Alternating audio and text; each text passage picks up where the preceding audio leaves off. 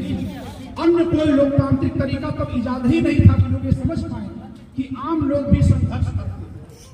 तब ऐसे में कुछ नए तरीके इजाद किए गए। सबसे पहले अंग्रेजों से मुकाबला करने के आरोप में शहीद हुए शहीद खुदीराम बोस जी, और उसके बाद फिर लोग आपस में मिलकर के संघर्ष करते गए। असहयोग आंदोलन के जरिए गांधी जी ने देश को एक किया, सविनय अवज्ञा आंदोलन किया और अंत में भारत छोड़ो आंदोलन 1942 जब द्वितीय विश्व युद्ध चल रहा था। देश के भीतर बापू जी नेतृत्व कर रहे थे, देश के बाहर नेताजी सुभाष चंद्र बोस देश की समस्याओं पर दुनिया की ताकतों को एकजुट कर रहे थे, अंग्रेजों के खिलाफ लामबंद कर रहे थे। परिणाम यह हुआ कि अंग्रेज भले द्वितीय विश्व युद्ध जीत गए, लेकिन वह भारत को अपनी मुट्ठी में रख नहीं सके, उन्हें आजाद करना पड़ा। उस समय हमारी नौसेना ने विद्रोह कर दिया था अंग्रेजों के खिलाफ, जो बहुत बड़े मील का पत्थर साबित हुआ। और अंग्रेज समझ गए कि अब भारत में इतनी जागृति आ गई है कि अब भारत पर अपनी हुकूमत चला पाना संभव नहीं। तो भारत आजाद हुआ, लेकिन दुर्भाग्यपूर्ण बात यह रही कि आजादी के समय ही हम दो टुकड़े में बट गए।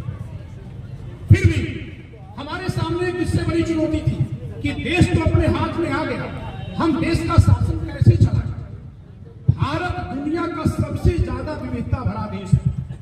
यहाँ न केवल अलग अलग रंग रूप के लोग हैं, अलग अलग भाषा के लोग हैं, बल्कि एक ही इलाके में अलग अलग संस्कृति के लोग रहते हैं।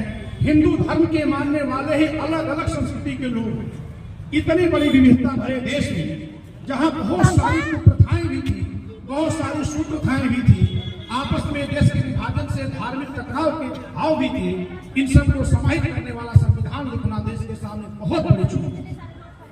और वह ऐतिहासिक कार्य 9 दिसंबर 1946 से आरंभ हुआ, जब भारत के संविधान सभा की पहली बैठक हुई और 26 नवंबर 1949 को हमारा भारत का संविधान बनकर पारित हुआ।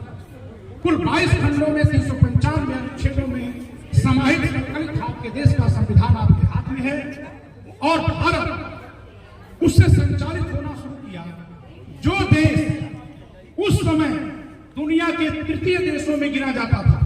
मैं जल्दी से एक बात बता दूं कि पूरे यूरोप को पहली दुनिया कहा जाता है, अमेरिका को नई दुनिया या दूसरी दुनिया कहा जाता है, और जितने भी देश चाहे अफ्रीका के हो या साउथ अमेरिका के हो या एशिया के हो, जितने भी गुलाम देश जो आजाद हुए सेकेंड वर्ल्ड वॉर के बाद, इन सबको तीसरी दुनिया का देश कहा जाता है। तीसरी दुनिया के देशों में हम टूटे फूटे मुल्क थे, लेकिन हमने देखते देखते न केवल सामाजिक नीतियों पर विजय पाई, हमने छुआछूत को अपराध घोषित कर दिया, हमने सर्वधर्म समभाव की भावना पैदा की, हमने गणतंत्र स्थापित किया, जहां कोई एक व्यक्ति चुना जाएगा जो ऊपर हम सबका प्रतिनिधित्व करेगा। पूरे भारत में आम चुनाव कराना उस समय बहुत मुश्किल था। पूरे 1.5 वर्षों में पहला आम चुनाव हुआ था 1951 से 1952 तक। देश की 90% आबादी अशिक्षित थी। देश में कोई गाड़ी वाहन था नहीं। हम लोग अपने बचपन में गांव में कार आने पर दौड़ते थे, क्योंकि बहुत एक आश्चर्य की बात होती थी। देखते देखते देश तरक्की किया है, लेकिन चुनौतियां भी बढ़ी हैं। हमारे पूर्वजों ने हमको जो दिया है उसको संभालने एक बहुत बड़ी चुनौती है। चुनौती किस रूप में है कि हमने संविधान बना लिए, विधान बना लिए, लेकिन हम खुद अगर पालन न करें तो आज के समय की एकदम सच्ची हकीकत बता रहा हूं। चाहे सत्ता किसी के हाथ में हो, किसी आम आदमी के साथ अगर कोई दुर्व्यवहार हो जाता है, थाने पर जाइए। मैं अधिवक्ता हूं, संविधान की किताब का लेखक हूं। अगर मैं आमतौर पर चला जाऊं FIR लिखवाने में बहुत मुश्किल है। कानून तो है, लेकिन बहुत मुश्किल है। आप जाइए, ट्रैफिक इंस्पेक्टर अगर कोई गलत चीज आ रही है पास होने देगा, और अगर कोई ट्रक वाला जा रहा है उससे पैसे वसूलने के उसको रोके। ये आपको रोज दिखाई देता होगा, नंगी आंख दिखाई देता होगा। आप यहाँ देखिए, अगर किसी बड़ी बिल्डिंग से कोई लेबर गिर जाएगा, मर जाएगा, FIR नहीं होगी, सूचना नहीं होगी। ये रोजमर्रा की चीजें हैं। तो इस देश में एक और बुराई नहीं है, एक बुराई पर मैं ध्यान दिलाऊंगा। हम पोथियों के देश भी कहे जाते हैं। हमारे देश में वेद हैं, लेकिन हम नाम नहीं जानते। हमारे देश में पुराण है, उसमें क्या लिखा है नहीं जानते, बस इतना ही जानते हैं कि हमारा है कि उनका है। ऐसे ही संविधान भी न कहीं ऐसा हो जाए, इसका डर है। हमें इसके बारे में समझना होगा, जानना। संविधान में मूलतः 3 बातें जिन पर मैं चर्चा करूंगा। सबसे पहली बात है कि भारत के लोगों को जो मूल अधिकार मिला, ये मूल अधिकार हमारा दो तरह से, एक हम दूसरे के खिलाफ है कि हमारे खिलाफ कोई दूसरा अगर गलत करेगा तो हमें उपचार मिलेगा। दूसरा सत्ता के खिलाफ हम जो बोलने का अधिकार पाए हैं, जो घूमने का अधिकार पाए हैं, जो कोई भी व्यापार व्यवसाय करने का अधिकार पाए हैं, ये सारा अधिकार हमारा संविधान देता है। हमें अपने हिसाब से आस्था मानने का अधिकार देता है। तो ये सब सत्ता के खिलाफ है और एक दूसरे पर भी हम लोग नहीं लगा सकते। यह संविधान हमें अधिकार देता है।